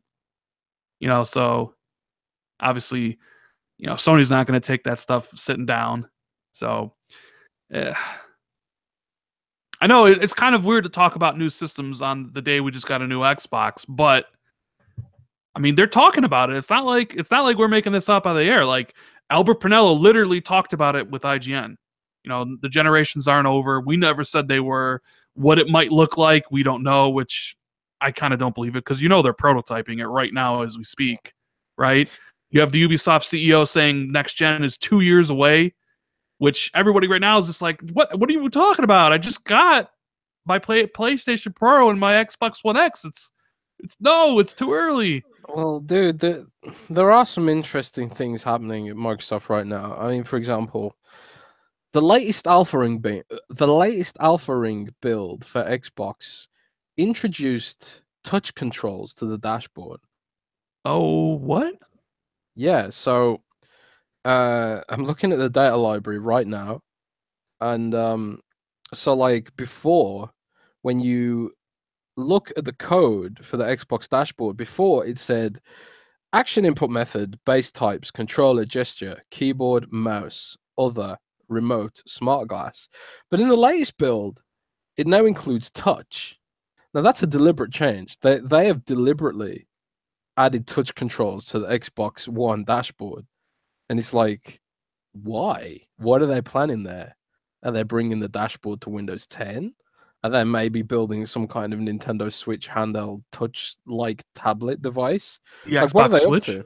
The Xbox Switch, yeah. So they're up to something, man. And I think like Microsoft aren't this company that sort of they don't they don't just sit there doing the same thing over and over anymore. I mean, yes, they will build an Xbox One XX that will be exactly the same but more powerful. But I think they're going to do more stuff on the side. I think they are exploring mobile more.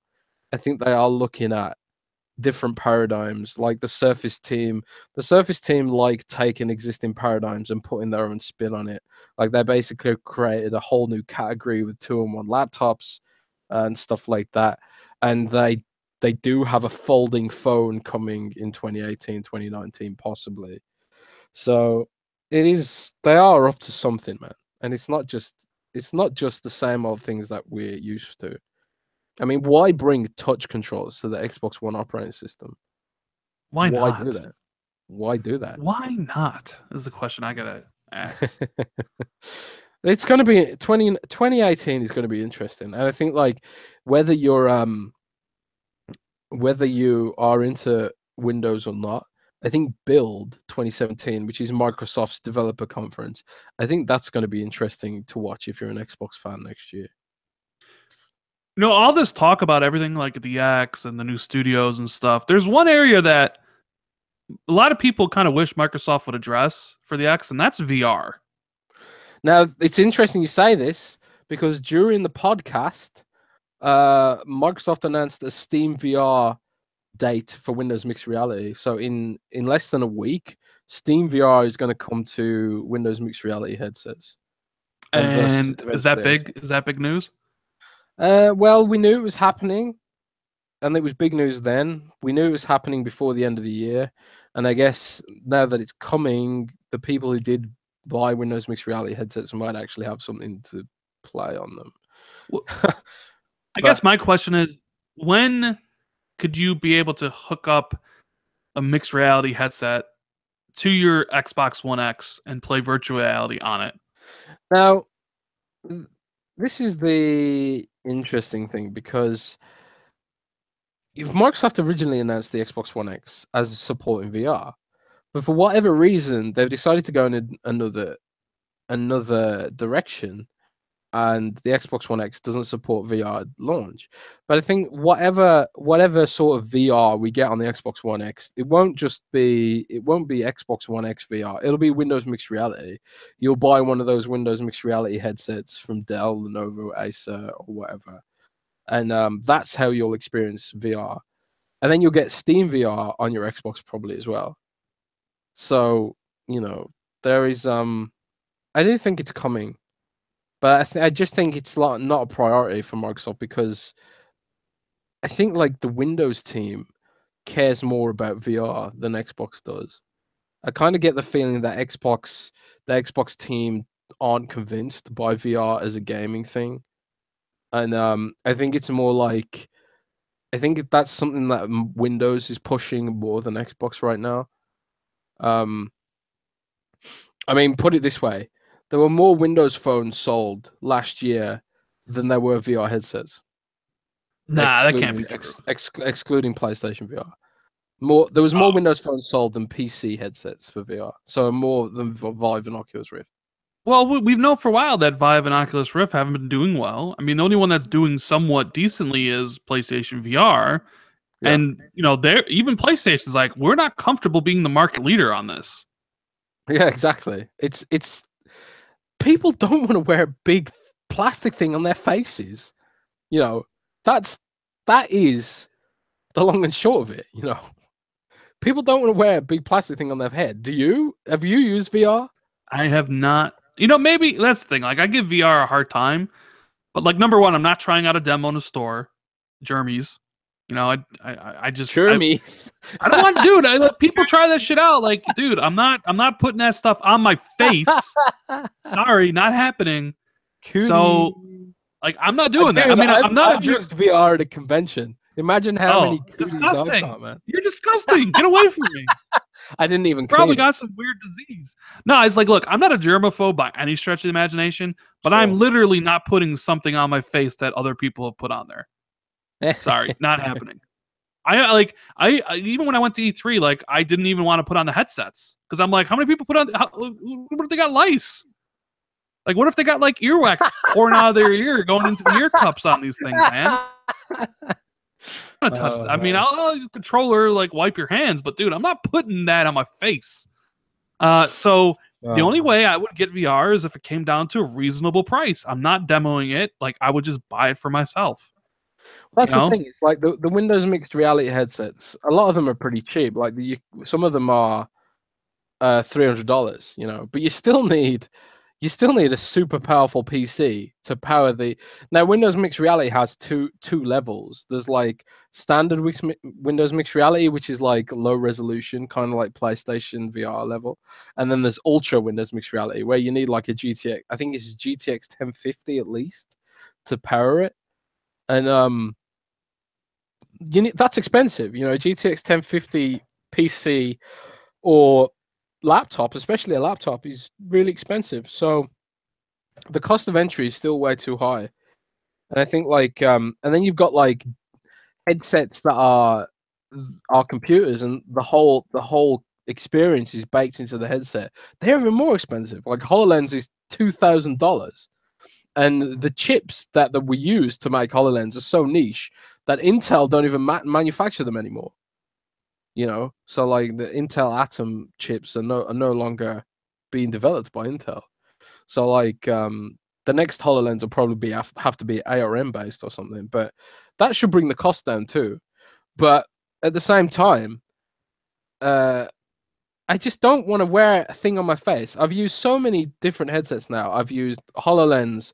I used HoloLens extensively, and HoloLens is amazing and futuristic. But I still don't want to wear a thing on my face. I've used the Dell. What is it called? The Dell Explorer or something. I've used the Dell Windows Mixed Reality headset. It's very nice. I don't want to wear it on my face. I've used PlayStation VR. It's really, really nice, but I don't want to wear a thing on my face, and I don't want to waggle two plastic things like Wiimotes around either to interact with my games. Yeah, the Dell visor. Stavros has got me there, but it's just not a fun experience. It's really lame, actually, especially Windows Mixed Reality. I don't like it. I don't like it at all. It sucks, frankly. Yeah. And it especially sucks for computing. Windows Mixed Reality has this virtual office thing where you can put like Microsoft Word in a floating hologram window, and you can put like all this stuff in a holograms, and you can have Netflix in a giant Netflix window, blah blah blah. And yeah, it's cool. You do it once, it's cool, but then it's kind of like, I'm wearing a thing on my face, Rand. I just want to use my 4K TV. I know, right? I know. And remember we were told as kids to sit away from the TV, but now they want to put the TV on your face. Yeah. Like, I think VR is just a massive fail, and I think the Windows for the it's Windows too early. It's too early for VR. I don't think it's too expensive. I just hardware is not powerful enough, and it's too expensive. Once the hardware is powerful enough, and it's a good price point, and maybe if you The headsets cut need to down be on the smaller headset too. stuff. Like maybe people, when people think VR, like people think like the holodeck from Star Trek, right? Like Yeah. something truly immersive. Now that would be amazing, and I would be down for something like that. You know, but I don't know. I don't know how VR is going to take off. Like clearly, like you mentioned, Microsoft transitioned because when they announced this last year, they're like, "This is going to be premium VR experiences." And like ever since then, they've kind of removed that from all the sales pitches and everything. They're, it's like probably because VR, if VR took off and was the next big thing, I think you'd see Mm. it there right now, right? Probably have games launch with it and like a headset or something. But because it didn't take off, there's really no you know point Yeah. in doing it basically, which I guess sucks for people that are into VR. My thing is like it's not even about the cost. It's not about the cost, and it's not about the experience. It's about wearing a thing on your head. I think it's just not comfortable. Even the most comfortable headsets aren't comfortable. I don't even like wearing my glasses to see properly. I prefer not to wear my little tiny glasses. I don't know why they think people are going to choose to wear something on their head um, over using a TV. I don't know why they think people are going to choose that because I don't think they are. And I do think HoloLens and stuff has its uses, especially in enterprise and maybe for surgery and different kinds of industries. I think augmented reality has a business there, and I think augmented reality is nice on your phone for like little fun games like Pokemon Go and Snapchat stupid filters and an emoji or whatever. I do think there is like a little fun thing there. But that's the thing, it's a little fun thing as part of a bigger experience. It's not like the whole experience. I don't want to wear something on my face. Speaking of those animojis, you see Tim's when he got his? Oh god. I hate animojis so It's bad. like the Xbox One X is the best console on the market, and he starts laughing, and I was just like, "Oh my god, look at this thing!" And did you see Tim lose to Phil on Mixer during the launch? Yeah, I saw a picture. Tim Dog was Yeah, hanging out with Phil on Mixer. That was awesome. Tim Dog and Megatron, racing Phil and Forza 7 on Mixer, and the boss won. Phil won. So Phil's pro, uh, man. He's a pro gamer. yeah, I mean, he plays Forza quite a bit. Um, so let's give up our final thoughts on the X, Jazz, so we can get out of here. I know it's a little bit late. You want to tidy up your thoughts about this new monolith of a system of the Xbox One X? I mean, at the end of the day, asking people to buy a 4K TV and then buy a console to get the full benefit is a big ask. But if you do it, you just can't go back. Like the upgrade is so big that I have no regrets. I mean, yeah, I got my Xbox One X for free review unit, but I did have the Scorpio pre-ordered too. So I was gonna buy it either way. And it's just incredible. It's an incredible experience, and it feels like when I got my Xbox One originally, I didn't feel that great about it, but I feel absolutely great about the X, and I think that sums it up really. I feel Yeah. great about it. I just want The Witcher 3. I want The Witcher 3 updated, and I want Minecraft updated with the cool water textures and Why stuff. isn't Minecraft there already? I don't get it. It got pushed back for some reason. Minecraft should be there in December now, I think, is the current date. I But it mean, was in beta, but it got pushed back because of some bug. I don't know. it's like I expected at least all their first party games to make launch. I was kind of surprised Forza Horizon 3's patch is December or no, January actually. Yeah, that's the big miss is that they didn't have a great game to showcase it all. I mean, they basically relied on Rise of the Tomb Raider, Gears of War 4, which are both pretty old games. And the only really great game that feels built for the X right now is Assassin's Creed Origins, which isn't a huge amount of games. Like I thought Shadow of War looks amazing on the X, but the game is so boring. I Jeez. don't I I just hate that game, man. It's so boring. Oh man, dude, I can't. I mean, Forza Motorsport 7 looks great, but I already know Forza Horizon 3 is gonna look better because there's more colors in it. It's an open world, and Yeah. I want to go play that right now. And it's criminal, like Buddy Boy says. Not being patched What do right you mean? now is criminal. Same thing with maybe Minecraft a little bit less so. Um, but I thought they would have all their first party stuff. But make sure you download Halo 5 Guardians, Jazz, and Yeah, play it's that downloading. It's downloading. beginning, the first level, because I think you'll be like, well, wait 90 a minute. gig. It's 90 gig. I know. That's maybe one of the drawbacks. If there's two drawbacks to the X, like in my opinion, I agree with Jez. Like this is a system, the Xbox should always been. I'm incredibly happy. And unlike Jez, I didn't get it for free. Although GameSpot or GameStop paid for a lot of it, I guess I should say, from that little thing. But I think it's worth every penny that I that I put into it. And it's because I'm going to play every single game on the Xbox. Everything, multi-platforms to exclusives.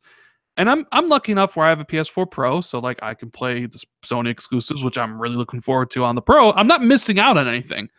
I have the best of everything. Well, I guess you could argue I don't have a Switch, but who needs the Switch, right? Like who Yeah. needs Mario and Zelda? Get out of here. But I do like the system a lot. But if there's two drawbacks, I would imagine is the properly or three drawbacks. They're not really negatives, it's more drawbacks. It's really expensive. It's $500. You don't necessarily need it. If you're happy with what you have and you have an S, ignorance is bliss, my friend. Because here's the thing: if you have the S and you are enjoying your time with the Xbox, that's awesome. Just don't go to somebody's house that has the X hooked up to a proper 4K TV because it's going to make you want to get one. That's the thing. Ignorance is bliss. So enjoy your Xbox. Don't see the X on a big screen TV because not only are you going to drop $500 on the X, you're going to have to drop $1,000 on a new TV because you won't be able to get those images out of your mind. Number two, the sizes of the files. The internal hard drive isn't enough for these games. So you're going to have to invest in external hard drive space. I have 12 terabytes or 14 terabytes. So like I'm good for now. But as the generation progresses, games are going to get bigger and bigger and bigger. And now that a lot of these games are being made with these systems in mind, they could easily all be over 100 gigs. So you're going to have to invest in a 2 terabyte trailer or 2 terabyte hard drive, a 4 terabyte, and an 8 terabyte hard drive space. And then kind of the other one, the drawback is to take proper advantage or full advantage of the system, you're going to have to buy a good TV.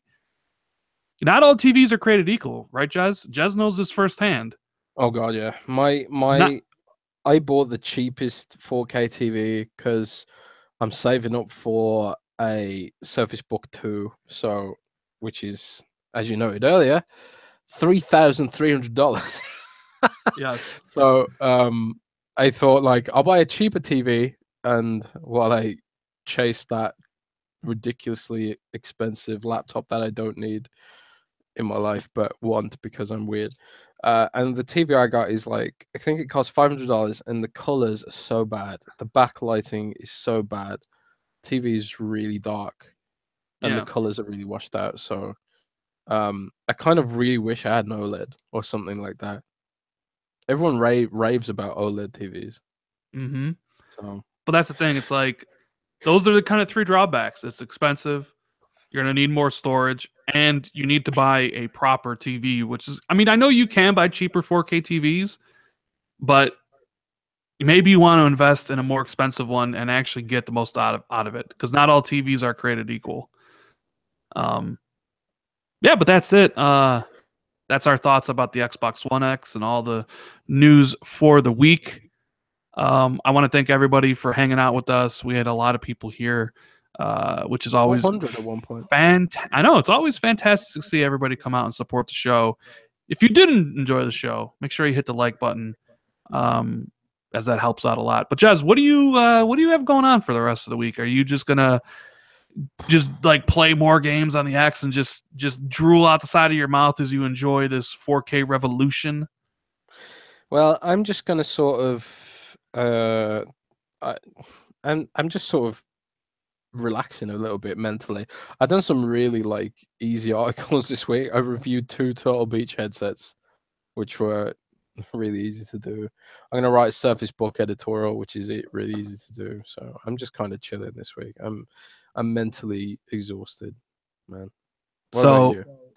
I'm giddy. Well, maybe I'll get mentally exhausted when I start playing like more stuff. But I'm super excited. Can't wait to dive into my catalog. Make sure you follow Jez. His link to his Twitter is always in the description for the episodes. Yep, and Um, I'm going to be giving away Star Wars Battlefront 2 on Twitter but bro, I need Star Wars Battlefront too. tomorrow. Yeah, well, maybe Santa will be nice to you. So make sure you follow Jazz, enter his giveaways because he does a lot of them. And as for me, I always drop daily videos. I think I might have one later tonight. Try to do stuff every single day. Really appreciate everybody watching all the videos, supporting the channel, hitting that like button, hitting the subscribe button. It means a lot to me. And me and Jazz love doing this show. So it's fun time for me, and it's fun time for Jazz, right, Jazz? Yeah, man. It's awesome. It's awesome to be here. Thanks for having me. Mm-hmm. And thanks for joining us, guys. Say hi on Twitter. Yeah, say hi to Jez on Twitter. And we'll see you next week for episode number 31. Later, guys, and enjoy that X.